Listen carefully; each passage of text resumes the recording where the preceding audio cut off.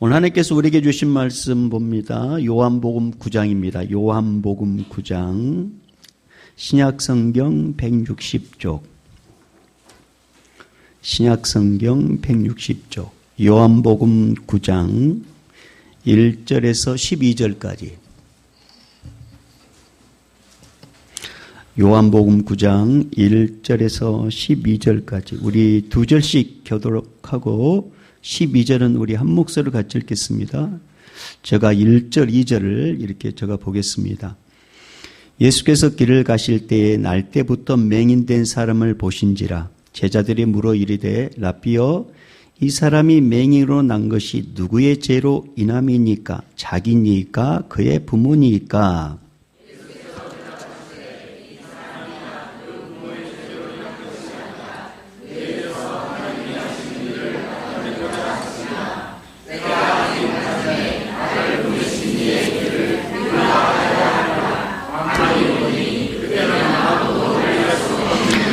내가 세상에 있는 동안에는 세상의 빛이로라 이 말씀을 하시고 땅에 침을 뱉어 진흙을 이겨 그의 눈에 바르시고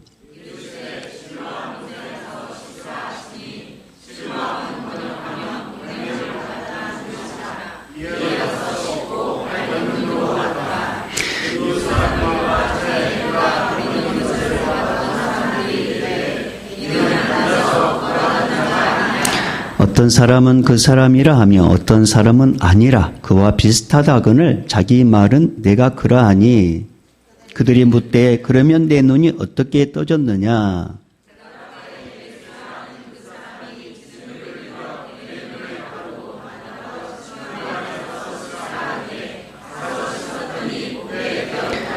그들이 이르되 그가 어디 있느냐 이르되 알지 못하노라 하니라. 아멘.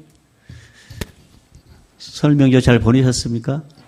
네, 우리 서로 인사하겠습니다. 네, 우리 서로 인사하겠습니다. 잘 되고 있습니다.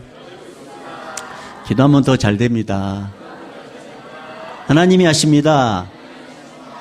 행복하세요. 네, 오늘 또 우리 하나님께서 하실 것입니다. 우리 하나님이 하셔, 우리 믿음으로 선포해 보십시다. 시작. 하나님이 하셔, 하나님이 하셔, 하나님이 하셔. 아멘, 아멘, 아멘. 할렐루야.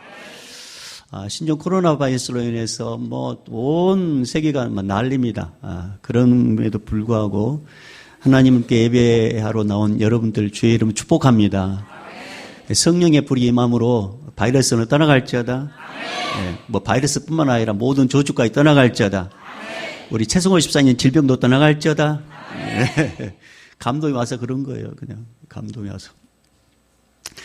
경직된 여러분들에게 좀 마음에 좀 부드러움을 주기 위해서 제가 이렇게 유머입니다. 유머라는 걸 이야기하고 들으시길 바랍니다. 미국의 한 소도시에 대형 할인마트가 이렇게 오픈을 했습니다.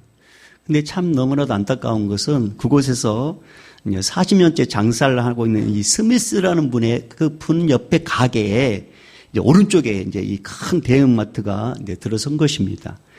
그리고 그 건물 외벽에 커다란 프랭카드를 붙여놨는데 거기에 뭐라고 이렇게 써져 있냐면 최저의 가격. 그렇게 이제 큰 프랭카드가 붙여 있습니다. 그러니까 이 스미스 씨의 가게의 매출이 30%나 확 이렇게 줄었습니다. 그런데 너무나 더 안타까운 것은 뭐냐면 몇 주 후에 이번에는 또 다른 대형마트가 왼쪽에 들어선 것입니다. 자, 오른쪽에 한 들어서 있고 왼쪽에 들어서 있는데 또 왼쪽에 또 이렇게 대형마트에가 플랜카드를 이렇게 또 붙여놨어요. 그 플랜카드에는 뭐라고 적어져 있냐면 최고의 품질. 자, 오른쪽에는 최저의 가격, 왼쪽에는 최고의 품질. 그러니까 이제 당연히 스미스 씨의 가게는 또 30%의 매출이 이제 줄어든 것입니다. 완전히 고래사에 낀 그 새우처럼 이렇게 힘든 그런 이제 가게를 운영하게 됐습니다.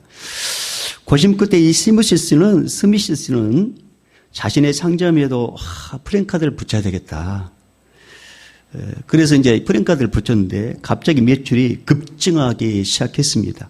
과연 그 플랜카드는 어떤 내용이 붙여 있었을까요? 한번 상상해 보겠습니다. 땡처리? 네. 대박 세일? 사장님 미쳤어요? 가게 팝니다? 예, 뭐라고 붙여놨을까? 예, 그 프랭카드를 이렇게 붙여놨답니다. 출입구. 출입구. 예. 무슨 말인지 이해가 안 되죠. 예. 아직 웃지 않는 분은 센스가 없다는 거예요. 오른쪽, 왼쪽에 대형마트가 있는데 출입구. 그러니까 여러분 원래 장사 잘하신 원래 큰 백화점은요 반드시 걸어가는 길에 이렇게 다 물건을 진열해 놓습니다. 그런 것처럼 이 스미스가 개발한 아이디어로 여기는 출입구입니다. 그래서 이제 자기 가게를 통해서 가게에 했다는 것입니다. 대형마트가 들어서면 근처에 이게 시장이라든가 소형 가게들은 참 어려움을 지경에 빠지게 되죠. 마치 골리앗과 다윗처럼 이게 느껴질 때가 있습니다. 근데 꼭 작다고 해서 다 망하는 법은 없다는 거죠. 예. 길을 찾으면 길이 보이기 때문에 그렇습니다. 임홍택 씨가 쓴 90년생이 온다. 이 90년생이 온다라는 건 책이 있는데요. 그 책 말미에 LG전자에 대한 내용이 실려 있었습니다. 이 LG전자는 생활가전으로서 최고죠. 그래서 국내뿐만 아니라 국외에서도 참 이 상황이 확고한데요. 이 LG전자도 한때는 어려운 시간이 있었답니다. 2000년 중반 LG전자에게 골칫거리 하나가 생겼는데 고객의 특별한 지적이 없음에도 불구하고 LG 세탁기에 대한 고객 만족도가 낮아지고 매출액이 막 떨어지는 것입니다. 분명히 뭔가 문제는 있는데 그래서 설문조사를 해봤답니다. 근데 소비자들이 한결같이 사용하는데 큰 불편함이 없습니다. 이렇게 대답을 했다는 거죠. 근데 왜 매출이 떨어지냐는 거죠. 그래서 이 LG전자에서는 설문조사 외에 뭔가 분명히 원인이 있을 것이라는 것을 직감을 하고 이제 관찰 기법을 사용합니다. LG 세탁기를 사용하는 각 가정에다가 직접 카메라를 다 달아놓고 세탁하는 과정을 이제 다 이게 카메라를 찍게 만드는 거죠. 근데 똑같은 현상이 일어나는데 뭐냐면 주부들이 이렇게 이제 세탁을 하고 세탁물을 건질 때 다 까치발 이렇게 들어서가지고 이렇게 드러내더라는 것입니다. 까치발. 그래서 LG전자가 저거다. 그러니까 이 세탁기가 너무 높은 거죠. 그래서 그 원인을 발견해가지고 세탁기를 낮췄더니 고객 만족도가 올라가고 매출이 막 또 급성장하게 됐다는 것입니다. 세탁기뿐만 아니라 2010년에 출시되었던 매직스페이라고 이렇게 그 냉장고가 있습니다. 이 냉장고도 고객의 집에 직접 찾아가가지고 고객들이 실제 냉장고를 어떻게 사용하는지 또 냉장고 칸에 무엇을 넣는지 이게 세세히 조사하고 기록해가지고 개발한 그 냉장고가 매직스페이스인데 이 매직스페이스가 냉장고 문을 4개를 놓고 그 다음에 각각 이게 공간을 넓게 놓고 그 다음에 문을 열 때 한 번만 넣는 거예요. 마치 우리 교회 식당에 그 냉장고 있잖아요. 한 번만 넣으면 냉기가 안 빠지잖아요. 그만큼. 그래서 제품을 개발하게 됐었고 그리고 이제 이게 엄청난 또 매출을 이렇게 얻었다고 합니다. 그러니까 이 LG전자가 가전으로서 이렇게 위상이 됐었던 것은 뭐냐면 관찰 기법이었다는 거죠. 그걸 유심히 보고 거기에서 문제를 발견해서 그것을 개선했더니 소비자들이 좋아하게 되더라. 그래서 지금 LG전자가 우리나라뿐만 아니라 해외에서도 가전제품으로서는 으뜸이 됐다는 것이죠. 그래서 관찰조사란 뭐냐? 소비자들에게 질문을 하지 않고 그들의 행동을 관찰하는 것을 말하는데 이 LG전자는 이 관찰조사 기법을 잘 활용한 그런 회사 중에 하나였다는 것입니다. 여러분 제가 왜 이렇게 정확하게 설명하느냐. 여러분 오늘 본문은 예수님께서 길을 가시다가 태어날 때부터 소경으로 태어난 사람을 보는 것으로부터 이렇게 시작합니다. 보는 것으로부터. 자, 우리 1절. 자, 9장 1절을 다시 한번 읽어보겠습니다. 9장 1절 시작. 예수께서 길을 가실 때 날 때부터 맹인된 사람을 보신지라. 소경은 예수님이 자기를 보고 있는지 모르는 거죠. 왜? 안 보이니까 몰라요. 근데 예수님은 이 소경을 보고 봤습니다. 우리는 이 사실을 통해서 우리는 의식하지 못하지만 하나님은 지금도 우리를 보고 계신다는 것입니다. 우리는 의식하지 못해요. 근데 하나님 우리를 지금도 보고 계셔요. 우리는 이 사실을 통해서 왜 사람들이 그러면 죄를 짓느냐? 하나님의 시선을 의식하지 못해서 그런 것입니다. 하나님께서 나를 보고 계시다는 사실을 인식하지 못하기 때문에 죄를 짓는 거예요. 여러분 창세기 39장에 보면 요셉이라는 청년이 나옵니다. 평소 요셉이 이제 형들의 시기심을 이제 받고 형들이 또 요셉을 애굽으로 가는 상인들이 팔아버리지 않습니까? 이런 의식을 주고 요셉은 급기야 이제 노예가 됩니다. 그리고 애굽까지 끌려갑니다. 그리고 애굽의 바로왕 신대장 보디발 집에 이제 노예가 됩니다. 근데 보디발을 가만히 보니까 요셉이 참 남달라요. 똑같은 노예들이 많은데 남달라요. 그러니까 보디발도 요셉을 가만히 관찰해 보니까 아주 충성스럽고 성실했습니다. 그러니까 있을 수 없는 일이 일어났는데 그게 뭐냐면 보디발이 요셉에게 자기 집의 모든 것을 다 맡겨요. 총무를 시키는 거예요. 총무. 근데 어느 날 이제 보디발이 멀리 출장을 간 사이에 보디발의 아내가 요셉을 유혹을 합니다. 성경 말씀 보니까 매일 유혹을 했다 했습니다. 매일 유혹을 했다. 아무도 없는 틈을 타서 이 보디발의 아내가 요셉의 옷을 딱 붙잡고 요셉 코에 약간 기름 쌤 그러면서 그러면 막 약간 사실 눈을 뜨면서 막 그러면서 막 유혹을 했다는 거죠. 근데 요셉이 보디발 아내의 유혹에 넘어가지 않습니다. 왜냐? 믿는 자로서 도의가 아니라는 거죠. 첫째는 믿는 자로서의 도의가 아니다. 두 번째로는 자기 눈에 보이지 않지만 하나님께서 자기를 보고 있다는 의식을 갖고 있었습니다. 하나님이 자기를 보고 있었다. 그래서 죄를 질 수 없었던 거죠. 그래서 보디발 아내가 옷을 잡고 계속 늘어질 때 옷을 탁 벗어버리고 그 자리에서 뛰쳐나갑니다. 도망가 버린 거죠. 물론 그 일로 인해서 감옥에 가게 되지만 이것 또한 하나님께서 역사하시는 거죠. 그러니까 요셉은 어떤 의식을 갖고 있었냐면 코람데오 의식, 여호와 앞에서 하나님 앞에서 그러니까 하나님께서 자기를 보고 있다. 그래서 나는 믿는 자로서 하나님 의식하는 삶을 살았다. 그런 의식을 요셉은 잊지 않았다는 것입니다. 사랑하는 여러분, 우리 하나님 지금도 보고 계십니다.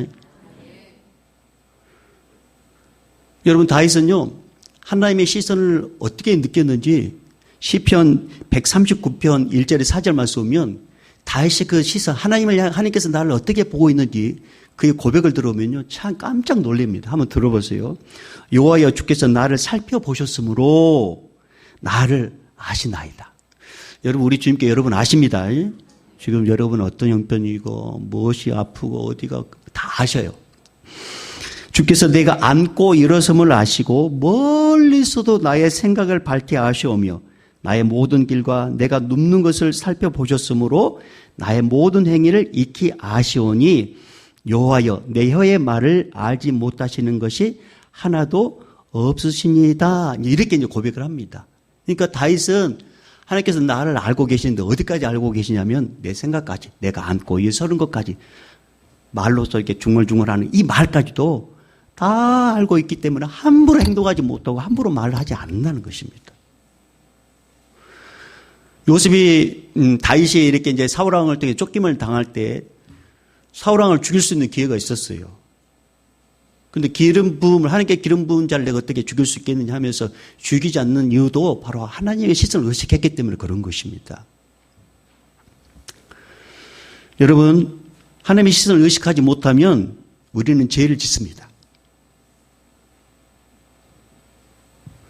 다윗이 그랬단 말이에요. 하나님의 시선을 의식했을 때는 사울왕을 죽일 수 있는데 죽이지 않았단 말입니다. 근데 하나님의 시선을 의식을 잃어버리니까 죄를 짓게 되는데 그 죄가 어떻게 되냐면 우리아의 아내 바세바의 간음.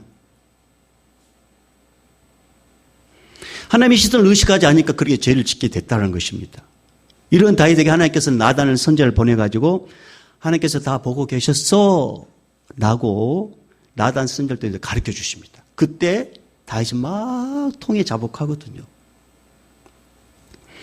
여러분 우리를 보고 계신다는 것을 말씀하면은 왠지 여러분 거북하게 들리죠.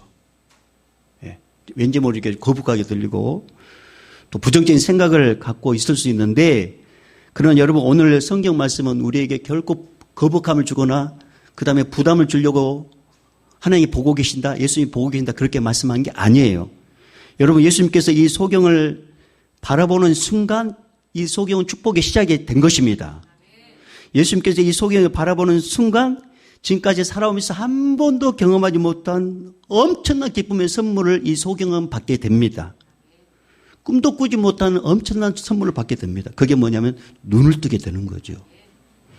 여러분 주님의 시선이 느껴지기를 바랍니다. 여러분 주님의 시선이 느껴지지 않는다. 주님의 시선을 내가 느낄 수 없다는 것을 억울해야 될 일이에요. 억울해야 될 일. 여러분 가끔 텔레비에 이제 뉴스를 보거나 그러면 이제 뭐 기자가 이렇게 뭐 인터뷰를 한다거나 아니면 일기예보 하신 분이 외부에 나가서 이렇게 일기예보 할 때 막 그 이제 두 가지 현상이 일어나죠. 뭐 어른들이 뭐 아이들을 이끄는 어른들이 있으면은 어른들과 애들이 이렇게 극명하게 틀립니다. 어른들은 카메라가 딱 뭔가 비춰졌으면은 나타나는 게 뭐냐면, 요즘은 그렇지 않지만 예전에는 다 그랬죠. 카메라 딱 비춰진다면 어른들은 고개를 숙입니다. 그리고 뭐 하나 딱 가리고 이렇게 딱 가리고. 그리고 어떻게 하냐면 막 피합니다. 근데 애들은 어떻습니까? 카메라 비추면 기자 뒤에서 막 자기를 막 이렇게 막 이상한 짓거리 하면서 자기를 막 드러내려고 합니다. 애들은. 부끄러움을 전혀 타지 않습니다. 근데 어른들은 자꾸 뭐 시선을 가리는 거죠. 당당하면 그럴 이유가 없겠죠. 근데 뭐가 지금, 전국 방송 타니까 이게 자기 얼굴이 드러나고 싶지 않은 거죠. 그리고 얘들은 전혀 그렇지 않습니다. 네. 그만큼 당당하다는 거죠. 여러분, 하나님의 시선이 더럽게 느껴진다는 것은, 하나님의 시선에서 불편하게 느껴진다는 것은 여러분 하나님 앞에 뭔가 똑바로 살지 못해서 그런 거예요. 그는 하나님의 시선에 의식이 되고 두려움이 느끼지 않고 오히려 하나님 저는 하나님께 시선받고 싶어요. 그렇게 생각하는 사람은 바르게 산 것입니다. 저는 이 시간에 하나님의 시선을 여러분이 느끼기를 소망합니다. 그리고 당당한 여러분 되기를 바랍니다. 여러분 하나님의 시선이 느끼지 않는 것은 좋은 현상이 절대 아닙니다. 그래서 하나님의 시선을 여러분 사로잡는 방법을 제가 가르쳐 드릴게요. 마치 카메라에 뒤에서 막 애들이 막 발광하는 것처럼 여러분이 하나님의 시선에 확 꽂히는 방법을 제가 가르쳐 드릴게요. 그게 뭐냐면 신령과 진정으로 예배를 드리는 것입니다. 그리고 손을 들고 춤을 추며 찬양하는 것입니다. 그리고 간절한 마음으로 하나님께 부르짖어 기도할 때 하나님의 시선이 그 영혼에 멈추게 됩니다. 하나님의 시선이 머무는 교회가 되기를 주님 축복하고 하나님의 시선이 머무는 여러분 되기를 주님 축복합니다. 그럴 때 축복은 그때부터 시작되는 것입니다. 놀라운 하나님의 선물이 그 영혼을 기다리고 있는 것입니다. 인생의 반전 역사가 기다리고 있는 것이에요. 오늘 이 맹이 그랬단 말입니다. 맹인이. 자기는 몰랐어요. 근데 주님께서 이 맹인을 보고 있었단 말입니다. 보는 순간 놀라운 인생의 반전이 이제 펼쳐지게 된 것입니다. 자, 날 때부터 맹인 된 사람을 보고 있을 때 제자들이 예수님께 묻습니다. 2절. 자, 2절 말씀 읽어봅니다. 시작. 제자들이 물어 이르되 라삐어 이 사람이 맹인으로 난 것이 누구의 죄로 임함이니까? 자기니까? 그의 부모니까? 자, 이 사람 맹인 된 이유가 부모 죄가 많아서입니까? 아니면 자기 죄가 많아서입니까? 이 제자들의 질문은 이때 당시 유대인들의 일반적인 생각이었습니다. 유대인들은 어떤 생각을 갖냐면 불치병을 갖고 있는 사람은 하나님께 저주를 받아서 생긴 병이라고 갖고 있었다는 거예요. 그런 생각을 갖고 있었습니다. 그러니까 하나님께 버림받은 증거라고 생각을 하고 있었다는 거죠. 그런데 예수님은 이 제자들의 잘못된 고정관념을 바꿔줍니다. 자, 그게 3절이죠. 자, 성경 말씀을 계속 제가 읽는 것은 여러분 잠자지 말라고. 그래서 이게 에어컨도 히터도 꺼주면 좋아요. 자, 3절 읽어봅니다. 시작. 예수께서 대답하시되 이 사람이나 그의 부모의 죄로 인한 것이 아니라 그에게서 하나님이 하시는 일을 나타내고자 하심이라. 아멘. 여러분 쉬운 성경은 이렇게 기록해 놨어요. 쉬운 성경은 이렇게 기록해 놨어요. 예수님께서 대답하셨습니다. 이 사람이나 그의 부모가 죄를 지어 이렇게 된 것이 아니다. 이 사람이 나면서부터 앞을 보지 못한 것은 하나님의 일을 그 사람의 생애를 통해 나타내기 위해서이다. 이렇게 이제 쉬운 성경에 그렇게 기록되어 놨습니다. 여러분 무슨 말입니까? 이 사람이 나면서 소경이 된 것은 부모나 자기의 죄가 많아서가 아니라 이 사람을 통해 하나님의 살아계심을 드러내기 위한 하나님의 계획이 있기 때문에 그렇다는 것이죠. 지금 이 말을 가장 가까이서 듣는 사람이 누구예요? 소경 자신인 거죠. 제자도 물론 듣지만 소경. 이 사람은 지금까지 살아오면서 스스로 자기 자신을 뭐라고 판단했냐면 자기는 하나님께 저주받는 존재라고 생각하겠었어요.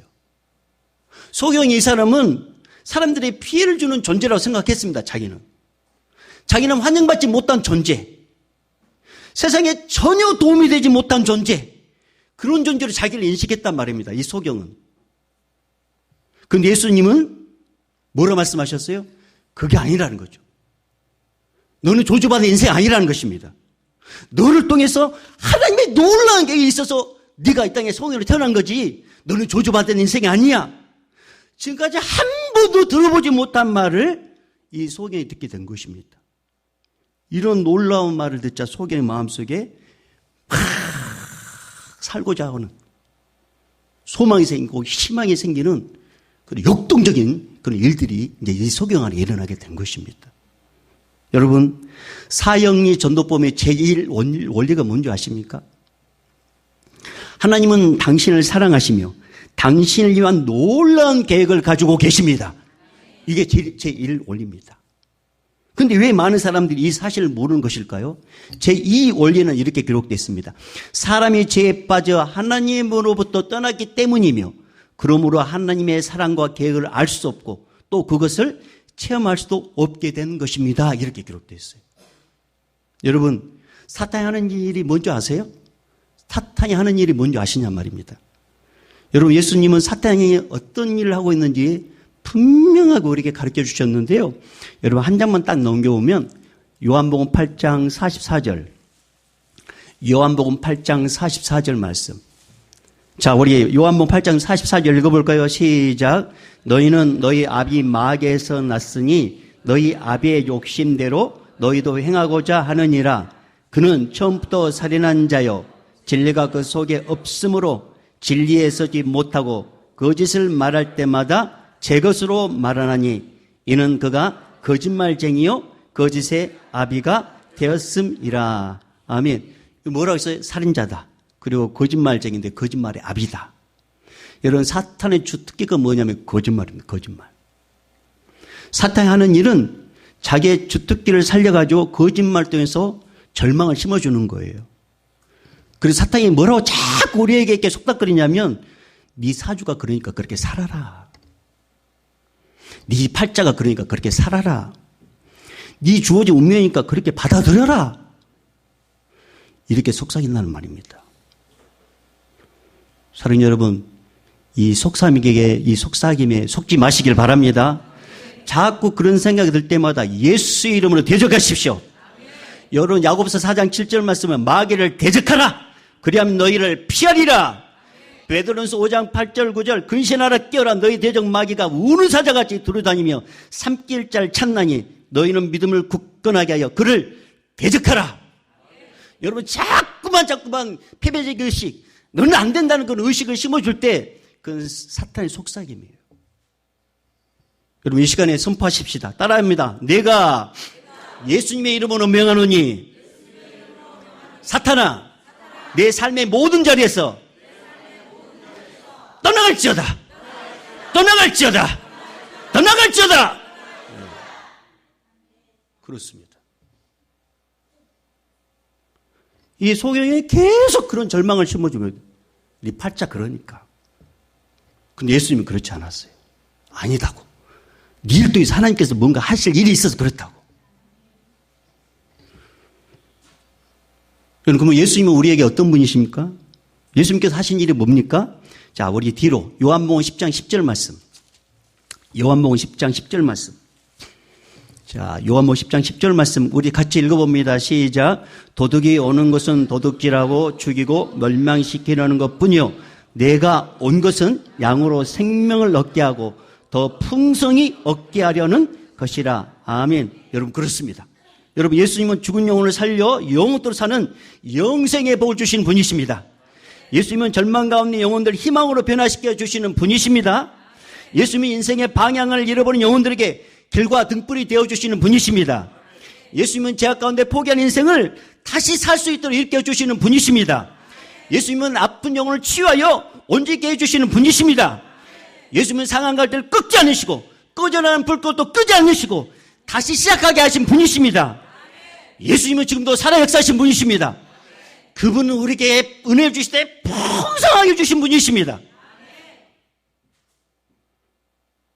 예수님은 그런 분이라는 거죠. 오늘 이 소경은 완전한 하나님이시며 완전한 인간이신 예수님을 만나게 됩니다. 예수님께서 이제 갑자기 이제 침을 뱉다, 땅에 침을 뱉어가지고 흙을 익혀가지고 그 저녁에 이제 그 소경의 눈을 다 바릅니다. 그리고 실로암 못에 가서 씻으라 이렇게 이제 말씀하시는 거죠. 자, 7절 말씀으로 가봅니다. 오늘 본문의 7절 말씀. 자, 7절 말씀. 자, 우리 같이 한번 읽어봅니다. 오늘 9장 7절 시작.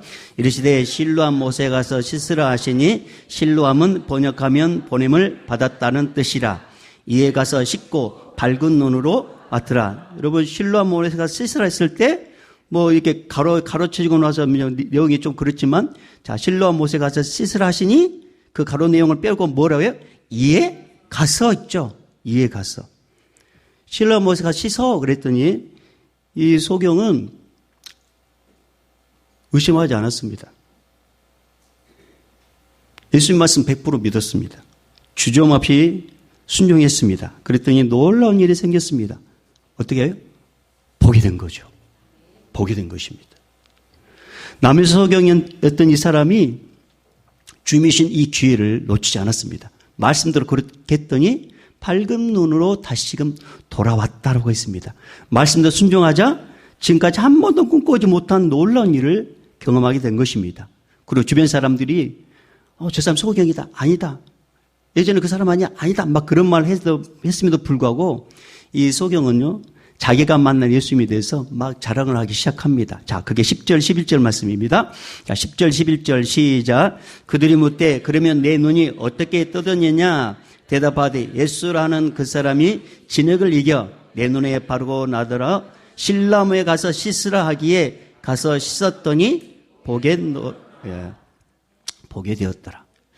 저는 10절, 11절 말씀을 통해서 이제 은혜 받은 걸 여러분 이제 선포하실 때 꼭 그렇게 되기를 바라는데요. 저는 2020년도에 누군가가 여러분에 와가지고 어떻게 해서 그렇게 응답을 받았습니까? 어떻게 해서 자녀가 그렇게 믿음이 좋습니까? 어떻게 그렇게 자녀가 지혜롭고 공부를 잘합니까? 어떻게 해서 그렇게 자녀들이 부모 말씀을 잘 듣습니까? 도대체 어떻게 해서 그렇게 부자가 됐습니까? 어떻게 해서 그렇게 건강해졌습니까? 도대체 어떻게 해서 그렇게 축복된 만남을 가지게 되었습니까? 라고 이렇게 묻는 일들이 일어나기를 주님 축복합니다. 10절. 이 속에 와가지고, 내 눈이 어떻게 떠졌느냐? 그럴 때 이 소경은 누구를 자랑했어요? 예수님을 자랑한 거죠. 여러분 누가 와가지고 어떻게 그렇게 응답받았습니까? 그럼 우리 누구를 자랑해야 돼요? 예수님께서. 도대체 자녀의 믿음이 왜 이렇게 좋습니까? 누가요? 예수님께서. 왜 자녀 그렇게 공부가 잘하고 자녀가 공부를 잘하고 부모 말씀을 잘 듣습니까? 예수님께서. 왜 그렇게 부유하게 되셨습니까? 왜 그렇게 건강하게 해주셨습니까? 어떻게 해서 그렇게 좋은 만남 얻게 되셨습니까? 그렇습니다. 예수님이 주인공이 되셔야 되는 거죠. 예수님. 더 나아가 여러분 삶 가운데 간증이 가장 많은 하나가 되기를 주님 축복합니다.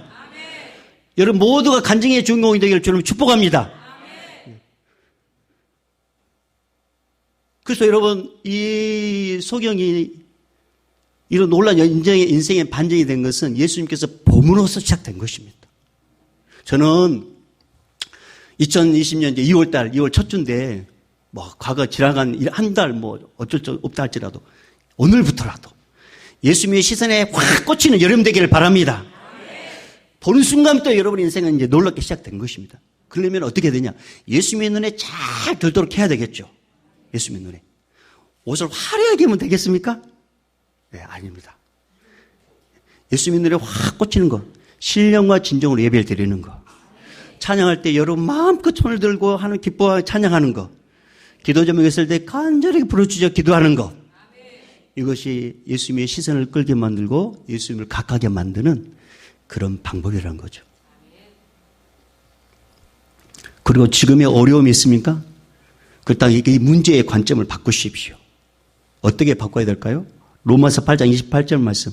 우리가 알거니와 하나님을 사랑하는 자, 그 뜻대로 이 부르심을 입은 자들에게는 모든 것이 합력하여 선을 이루느니라. 여러분 근심 걱정하지 마십시오. 하나님께서 그 문제를 주신 이유가 있지 않겠습니까? 그 일을 통해서 하나님의 살아계심을 보여주고 싶어서 그러신 것입니다. 우리가 힘들고 어렵고만 낭망해서 막 포기하는 그런 인생을 바라는 게 아니라 그 문제를 통해서 하나님께서 일을 뭔가 하시고자 하시는 그 뜻에서 그런 것입니다. 지금 여러분 신종 코로나 바이러스 저는 계속 묵상을 하고 있습니다. 도대체 하나님, 근데 뭔가 하고 싶은 말씀이 있겠죠. 뭔가. 또한 이것 또한 하나님께서 지나가게 하실 것입니다. 우리가 해야 될 것은 뭐냐면 하나님께서 이 문제 해결해 주시라고. 그래서 다른 사람들은 모르더라도 우리 교회 성도인만큼은 이거 신종 코로나 맞습니까? 이 바이러스도 하나님께서 도와주셔야 되겠다. 그러면서 우리가 기도하게 된다면 하나님께서 우리의 기도를 통해서 놀라운 반전 역사를 베푸실 것입니다. 그 주인공, 그 역사의 현장에 우리 모두가 쓰임받는 하나님 귀한 백성들 되기를 주님 축복합니다. 자, 여러분 이 시간에 이렇게 한번 찬양해 볼까요? 이제는 우리 주 예수 그리스도의 은혜와 하나님 아버지의 무한하신 사랑하심과 성령님의 감화 감동 교통 충만하심이 주님의 시선 모든 곳에 우리가 있기를 원하고 우리 인생의 새로운 역사가 시작될 것을 기대하는 모든 성도들의 그 마음의 소망과 그 기대 위에 2020년도의 간증의 주인공으로 풍성히 쏟아질 큰 간증을 기대하는 그 기도 제목이 오늘도 땅까지 복음을 전하는 선교사님과 또 인간한족과 이 예배 현장에 있는 우리 다음 세대과 우리 청년들과 코로나 바이러스로 인해서 위축된 모든 이 세상의 믿음의 사람들과 모든 권속들 위해 이제부터 영원토록 있을지어다. 아멘.